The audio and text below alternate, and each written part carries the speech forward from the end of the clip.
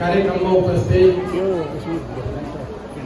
पोखरा महानगरपालिका वडा नम्बर 1 वडा अध्यक्ष, त्यस्तै अन्नपूर्ण गाउँपालिका वडा नम्बर 7 वडा अध्यक्ष, वडा सदस्यहरू र मञ्चमा आसीन विभिन्न विशिष्ट अतिथि, त्यस्तै गरी कार्यक्रममा उपस्थित सांसदका परिवारका बाबामा दाजुभाइ दिदीबहिनीहरू र यसैसँग सम्बन्धित मामा भान्जा लगायत सबै चेलीबेटीहरू म हार्दिक अभिवादन गर्न चाहन्छु। म आज अत्यन्त खुसी छु यो मेरो यहाँहरूसँग यस्तो कार्यक्रममा यो दोस्रो भेटघाट हो। यहाँहरूलाई स्मरण होला नै, यसभन्दा अगाडि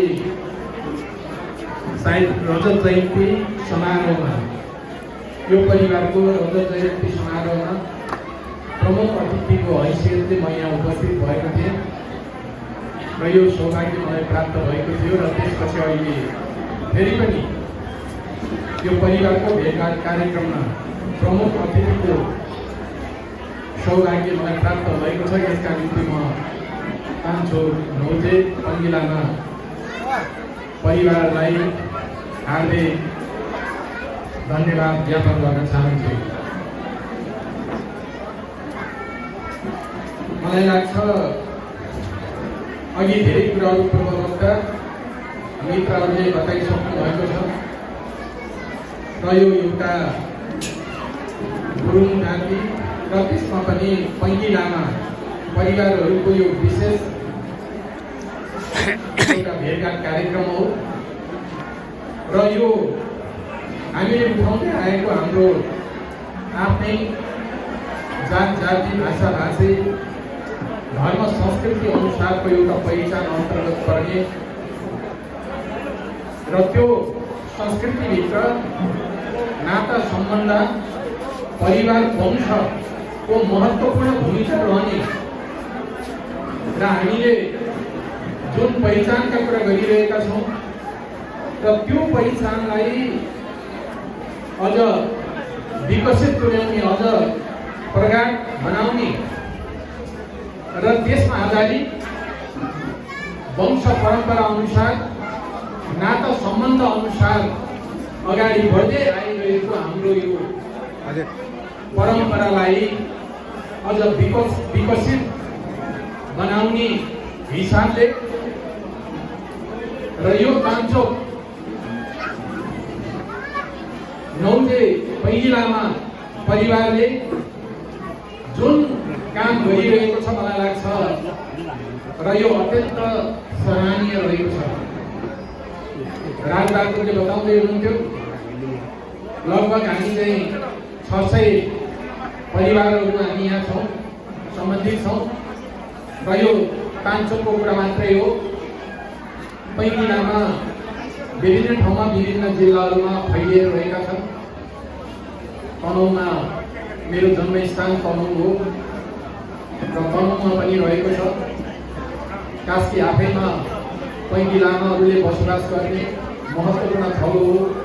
त्यस्तै गरेर लमजुङ गोर्खा लगायतका धेरै ठाउँहरूमा हाम्रा परिवारहरू चाहिँ रहेका छन् र सबै परिवारहरूलाई एक ठाउँमा एकत्रित गर्न नसकिए पनि आफ्नो ठाउँ, आफ्नो गाउँ, आफू जन्मे हुर्केको, आफूले वनपाखा गएको, पानी पिएको, मूलको पानी पिएको परिवारहरू र जसरी यसलाई सङ्गठित रूपमा तपाईँहरूले अगाडि बढाउनु भएको छ मलाई लाग्छ र यो धन्यवादका पात्र तपाईँहरू हुनुहुन्छ। जसले सुरुवात गर्नुभयो, जुन उद्देश्यले सुरुवात गर्नुभयो, जुन लक्ष्य राख्नुभयो र त्यसलाई अहिले यो ठाउँमा आएर यो अवस्थामा ल्याइपुर्याउनु हुने ती सम्पूर्ण अग्रजहरू, ती सबैलाई त्यसमा योगदान गर्ने, त्यसमा मार्गदर्शन गर्ने, त्यसमा सहयोग गर्ने, त्यसमा हातमा हात काममा काम मिलाएर अगाडि बढ्ने बढाउने यो परिवारलाई, यो पारिवारिक समाजलाई अगाडि बढाउनका निम्ति तपाईँहरूले जुन योगदान दिनुभएको छ त्यो योगदान दिने सबैलाई आफ्नो तर्फबाट मैले प्रतिनिधित्व गर्ने मेरो पार्टी नेकपा एमालेको तर्फबाट, मैले प्रतिनिधित्व गर्ने प्रदेश सरकारको तर्फबाट म यहाँहरू सबैलाई धन्यवाद दिन चाहन्छु। र त्यसै गरी मैले सानो सहयोग म आफ्नो ठाउँमा रहँदा मैले सानो सहयोग गर्न मात्रै सकेँ र 10 लाख रुपियाँ त्यो एउटा सानो सहयोग थियो र इच्छा थियो कि अझै त्योभन्दा ठुलो सहयोग गर्ने इच्छा पनि थियो, तर समय क्रममा त्यो दुर्भाग्य भन्नुपर्छ इच्छा हुँदाहुँदै सरकार गिरेकै कारणले गर्दाखेरि मैले त्यो सहयोगलाई अगाडि बढाउन सकिनँ। सुरुवातको रूपमा एउटा बिउ पुँजीको रूपमा 10 लाख मैले चाहिँ सहयोग गर्नेछु भनेर त्यसैले मैले 10 लाख चाहिँ सहयोग गरेको थिएँ र कम्तीमा पनि मैले आफ्नो कार्यकालमा अगाडि दिनुभन्दा कम्तीमा पनि मैले 1 करोड जति यो समाजमा मैले सहयोग गर्नुपर्छ भनेर मैले मनमा अठोट पनि गरेको थिएँ र आगामी आर्थिक वर्षमा र कम्तीमा पनि त्योभन्दा अगाडि मैले फेरि तमुदी नेपाललाई पनि 1 करोड सहयोग गर्ने मैले वचनबद्धता प्रकट गरेको थिएँ। त्यस बेला जुन बेला यहाँ मैले 10 लाख सहयोग गरिरहेको अवस्था थियो र अर्को वर्ष मैले तमुदी नेपाललाई मैले अब सहयोग गर्नु पर्दैन र मैले यही 500 नौजे लामा पहिली लामा परिवारलाई यो समाजलाई मैले सहयोग गर्नेछु भन्ने मैले मनमा मैले कसैलाई भनेको पनि थिएन। अहिलेलाई पनि मैले सहयोग गर्नेछु र पछि यो सहयोग मैले बढाउनेछु भनेर मैले त्यस बेला भनेको थिएँ। तर दुर्भाग्य त्यसपछि अब सरकार निरन्तर रहन सकेन, हाम्रो सरकार रहन सकेन र त्यसपछि त्यो मेरो इच्छा मेरो आकाङ्क्षा अधुरै रहेको छ र भोलिका दिनहरूमा तपाईँहरूले जुन शुभकामना दिनुभएको छ, यहाँ उपस्थित सम्पूर्ण बाबाआमाले जुन आशीर्वाद दिनुभएको छ, मलाई लाग्छ त्यो आशीर्वाद पुरा भयो भने त्यो आशीर्वाद लाग्यो भने त्यो सहयोगलाई मैले फेरि निरन्तर अनुरोध गर्न चाहन्छु। मैले धेरै भनिरहनुपर्छ भन्ने मलाई लाग्दैन। अहिले हाम्रो देश एउटा आर्थिक सङ्कटको चपेटमा परेको छ। यहाँहरूलाई थाहा छ महँगी बढिरहेको छ। पेट्रोलियम पदार्थमा जसरी महँगी वृद्धि भइरहेको छ त्यसै अनुसार देशमा सबै आर्थिक वस्तुहरू, सबै खाद्यान्नहरू, सबै उपभोग्य सामग्रीहरू, वस्तुहरूको महँगी पनि त्यही रूपमा अगाडि बढिरहेको छ। त्यति मात्रै होइन, हाम्रो अर्थतन्त्र चलायमान हुन सकिरहेको छैन। यो अर्थतन्त्र चलायमान हुन नसक्नुका 2वटा कारणहरू छन्। एउटा कारण कोभिड हो। हामीले करिब 2 वर्षसम्म 3 वर्षसम्म कोभिडको मारमा पर्नु पर्यो। हाम्रो देश मात्रै होइन, सिङ्गो विश्व नै यो मारमा पर्यो। त्यसपछि दोस्रो कारण भनेको रुस र युक्रेन बीचको जुन युद्ध भएको छ र त्यो युद्ध भनेको रुस र युक्रेनको मात्रै युद्ध होइन। युद्ध युक्रेनमा भइरहेको छ। त्यो युद्ध भनेको अर्को शब्दमा अर्को ढङ्गले हामीले बुझ्ने हो भने त्यो युद्ध भनेको 2 महाशक्तिहरूको बीचमा, यो विश्वमा रहेको 2 महाशक्तिहरूको बीचमा भएको एउटा युद्ध हो र हामीले त्यसलाई चाहिँ पहिलो विश्वयुद्ध, दोस्रो विश्वयुद्ध भनेका छौँ। र यसले पहिलो र दोस्रो विश्वयुद्ध नभए पनि र त्यो युक्रेनमा पहिलो र दोस्रो विश्वयुद्ध सरलै त्यो युद्ध भइरहेको छ। भन्नुको अर्थ युक्रेनलाई सहयोग गर्ने सबै युरोपियन देशहरू, त्यसमा अमेरिकाको नेतृत्व रहेको छ। सिङ्गो युरोप, अमेरिका, विकसित शक्तिशाली राष्ट्रहरू एकातिर, अर्को त्यस्तै गरेर विश्वमा हिजो अति महाशक्तिको रूपमा उदाएको एउटा शक्ति रुसको बीचमा यो युद्ध भइरहेको छ। त्यसले गर्दा त्यसले पनि यो पेट्रोलियम पदार्थदेखि लिएर धेरै कुराहरूमा असर गरेको कारणले गर्दाखेरि त्यो मन्दी भनेको आर्थिक मन्दी भनेको नेपालको मात्रै आर्थिक मन्दी होइन, त्यो मन्दी भनेको विश्वमा एउटा आर्थिक मन्दी आइरहेको छ। त्यो मन्दी अमेरिकामा पनि आएको छ, युरोपमा आएको छ, सबै देशमा आएको छ, त्यसको असर पनि हो। त्यसपछि अर्को तेस्रो कुरा भनेको अहिले ती सबै कुराहरूलाई हेरेर हाम्रो अर्थ मन्त्रालयले, सङ्घीय मन्त्रालयहरूले, राष्ट्र ब्याङ्कहरूले जसरी यो आर्थिक मन्दीलाई पहिचान गरेर यसलाई समाधान गर्नका निम्ति अहिले नेपालको सबैभन्दा ठुलो केन्द्रीय त्यो निकाय भनेको अर्थ मन्त्रालय र राष्ट्र ब्याङ्क हो, जसलाई केन्द्रीय ब्याङ्क भनेर भनिन्छ। र त्यो अर्थ मन्त्रालय, सङ्घीय अर्थ मन्त्रालय र त्यसपछि राष्ट्र ब्याङ्क हाम्रो चाहिँ केन्द्रीय ब्याङ्क हो। र त्यो केन्द्रीय ब्याङ्कको चाहिँ महत्त्वपूर्ण भूमिका हुन्छ हाम्रो चाहिँ अर्थतन्त्रलाई चलायमान गर्नका निम्ति। अहिले त्यसमा त्यो सम्बन्ध राम्रो नभएको कुरा पनि यहाँलाई थाहा होला। र त्यसले गर्दाखेरि पनि अहिले हामीले अनपेक्षित ढङ्गले हाम्रो देशमा हाम्रो अर्थतन्त्रमा घाटा 500 अरबसम्मको चाहिँ घाटा अहिले बेहोर्नु पर्ने अवस्था रहेको छ। महँगीको कुरा गर्ने हो भने 1 वर्ष अगाडि र अहिलेको तुलना गर्ने हो भने अहिले चाहिँ करिब 9% आर्थिक वृद्धि दर महँगी वृद्धि भएको छ। त्यस्तै गरेर चाहिँ विदेशी सञ्चितका कुरा गर्ने हो भने हिजोको अवस्थामा 14-15 अरब अमेरिकी डलर सञ्चित हुन्थ्यो भने अहिले आएर त्यो घटेर स्वाट्टै घटेर त्यसमा पनि यो 9 महिनाको हिसाब गर्दाखेरि चैत महिनासम्मको मात्रै हिसाब गर्दाखेरि त्यो घटेर अहिले चाहिँ करिब चाहिँ 9 अरब मात्रै हाम्रो सञ्चित रहेको छ। र यो 9 अरब भनेको के हो त भन्दाखेरि हाम्रो देशको स्थितिमा हामी सबै आयातमा निर्भर भएको हुँदा हामीलाई यो 3 महिनादेखि 4 महिनाभन्दा बढी यसले खेल्न चाहिँ सक्दैन। किनकि हामीले खाने, हामीले लाउने, हामीले औषधि उपचार गर्ने, हामीले प्रयोग गर्ने सबै चिजहरू हामी चाहिँ आयात गर्नुपर्ने हुन्छ। आयात गर्दाखेरि हामीले डलर हामीले तिर्नुपर्ने हुन्छ। डलर नभइकन नेपाली पैसा भएर हामीले बाहिर त्यो चलाउन सक्दैनौँ। नेपाली पैसा नेपालमा मात्रै चल्छ। त्यसकारणले विदेशसँग हामीले व्यवसायिक व्यापार गर्नका निम्ति, आयात गर्नका निम्ति हामीलाई डलरको आवश्यकता पर्छ। र त्यो डलर भनेको अहिले डलरको मुख्य स्रोत भनेको रेमिट्यान्स नै हो। रेमिट्यान्स पनि अहिले आएर अमेरिकी डलरको हिसाबले चाहिँ हामीले गणना गर्दाखेरि त्यो पनि 30% दरले त्यो घटिरहेको अवस्था चाहिँ छ।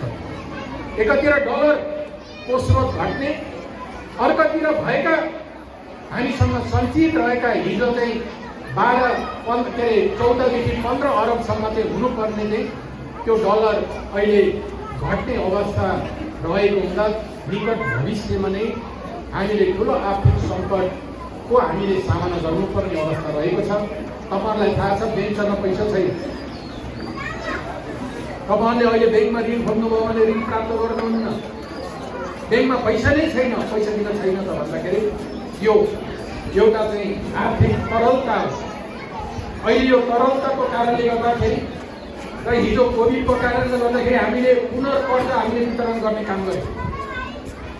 ब्याङ्कमा भएको पैसा हिजो नै लगानी गरेकोहरूलाई आर्थिक कोभिडको मारमा परेको अर्थतन्त्रलाई उकास्ने भनेर हामीले तिनै उद्योग व्यवसायीहरूलाई पुनर्कर्ज भनेर, ऋण भनेर सहुलियत दरमा ब्याज पनि कम हुने हिसाबले हामीले जसरी चाहिँ वितरण गर्ने काम गऱ्यौँ।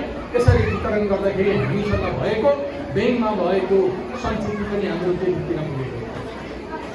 त्यसले गर्दाखेरि एउटा सङ्कट आएको छ। तपाईँहरूले सुन्नुभएको होला, श्रीलङ्का टाप पल्टेको छ, ठुलो आन्दोलन भएको छ, विद्रोह भएको छ, हिंसा भएको छ। त्यहाँका शासकहरू चाहिँ भाग्न पर्ने अवस्था आएको छ, विदेशमा चाहिँ भाग्नुपर्ने अवस्था सिर्जना भएको छ। त्यसैले हामीले नै बेलामै नै हामीले यो नसोच्ने हो भने यो हामी सबैले सोच्नुपर्ने कुरा हो। सङ्घीय सरकारले पनि यो कुरालाई हामीले ध्यान दिनुपर्ने हुन्छ, सोच्नुपर्ने हुन्छ। त्यसै गरेर प्रदेश सरकार, त्यसै गरेर स्थानीय सरकार, त्यसै गरेर तपाईँ हामी सबै जिम्मेदार नागरिकहरूले यी कुराहरूलाई ध्यान दिनुपर्छ कि हामीले अब आयात हुने सबै कुराहरूलाई हामीले प्रतिस्थापन गर्ने, अर्थात् हामीले चाहिँ डलर तिरेर ल्याउनु पर्ने चिजबिजहरू विदेशी माल सामानहरूको चाहिँ प्रयोग हामीले कम गर्ने।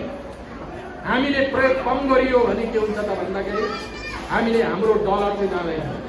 हुन त तपाईँहरूलाई लाग्न सक्छ मैले चाहिँ यहीँ पसलमा नेपालमै किनेको भाटपाडामा किनेको भन्ला, भाटपाडामा किन्दाखेरि त मैले चाहिँ नेपाली पैसा नै तिरेको, कहाँ मैले डलर खर्च गरेको छ र भन्ने तपाईँहरूलाई लाग्न सक्छ। अन्ततः भाटभटेनीमा आउने मलाई लाग्छ त्यहाँ 80% भन्दा बढी सामानहरू डलर तिरेर, नेपाली डलर तिरेर बाहिरबाट ल्याएका सामानहरू। भाटभटेनीको कुरा मात्रै मैले गरिरहेको छैन, यहाँ भएको सबै बजारको कुरा गर्ने भने त्यही हो। हामीले खाने चामल समेत पनि अहिले हामीले डलर तिरेर बाहिरबाट हामीले भित्राइरहेको छ भने अब हामीले नै हाम्रै देशमा उत्पादन गरेका चिजहरूलाई कम्तीमा पनि केही वर्षसम्म हामीले केही नकिनौँ। कपडा छ भने पुरानै कपडाहरू हामीले प्रयोग गरौँ, अर्थात् अब इन्धनहरूलाई पनि हामीले पेट्रोलियम पदार्थमा हामीले सबभन्दा धेरै डलर तिर्नुपर्ने हुन्छ। त्यसको चाहिँ तपाईँहरूलाई थाहा छ त्यो आकाशिएको छ। हिजो चाहिँ अब 102 पर्ने पेट्रोलियम पदार्थ 1 वर्ष अगाडि, पेट्रोलको भाउ 102 थियो 1 वर्ष अगाडि, अहिले आएर 180 पुगेको छ। मलाई लाग्छ अझै यो रोकिनेवाला छैन, कम्तीमा पनि 200 रुपियाँ चाहिँ पुग्नुपर्ने, अझै 200 रुपियाँ चाहिँ हुने अवस्था चाहिँ रहेको छ भने र यसको स्थिति छ, देशको मुलुकको यसको स्थिति छ। त्यसैले यसमा हामी सबै सजग बनौँ र अहिले भर्खरै अब स्थानीय निर्वाचन सम्पन्न भएको छ। स्थानीय निर्वाचनमा नयाँ निर्वाचित जनप्रतिनिधिहरू हुनुहुन्छ। सबैलाई म हार्दिक धन्यवाद दिन चाहन्छु, बधाई ज्ञापन गर्न चाहन्छु। हार जित हुन्छ तर लोकतन्त्रमा कहिल्यै पनि हार हुँदैन। हामीले भन्दै आएका छौँ लोकतन्त्रमाथि विश्वास गर्ने सबैले हामीले यो भन्दै आएकै कुरा हो कि चुनाव उठ्दाखेरि एउटाले जित्ने अर्काले हार्ने हुन्छ, तर लोकतन्त्रमा त्यो हार हुँदैन, त्यो सबैको जित हो। हामी कुन पार्टीसँग सम्बन्धित छौँ, कुन राजनीतिक विश्वाससँग हामीले आस्था राख्छौँ र कुन आस्थाका आधारमा उठेका कुन उम्मेदवारले जित्यो या हार्यो भन्ने भन्दा पनि हामी सबै नेपालीहरूले चाहिँ जितेका छौँ कि यो स्थानीय तहलाई सफलतापूर्वक सफल पारेर हामीले नयाँ निर्वाचित स्थानीय सरकार पाएका छौँ र हामीलाई विश्वास छ यो सरकारले निश्चय पनि हाम्रा स्थानीय जुन सेवा यसले चाहिँ घर घरमा जसरी हामीले हिजो भनेका थियौँ सिंहदरबार घर घर भनेर भनेको छ र यो स्थानीय सरकारलाई घर घर पुर्याउने सेवा दिने र हिजो हामी चाहिँ सिंहदरबार पुग्नुपर्ने सेवा हामीले आफ्नै गाउँमा, आफ्नै ठाउँमा, आफ्नै घरमा पाउने जुन अवस्था सिर्जना भएको छ, मलाई लाग्छ यो निरन्तर रूपमा अगाडि बढ्नेछ र हिजो भएका कमी कमजोरीहरूलाई समीक्षा गर्दै विकास निर्माणका कामहरूलाई अगाडि बढाउनेदेखि लिएर सबै त्यो अगाडि बढ्ने नै छ। र अब फेरि अर्को अब मन्सिरतिर अब धेरै बाँकी छैन।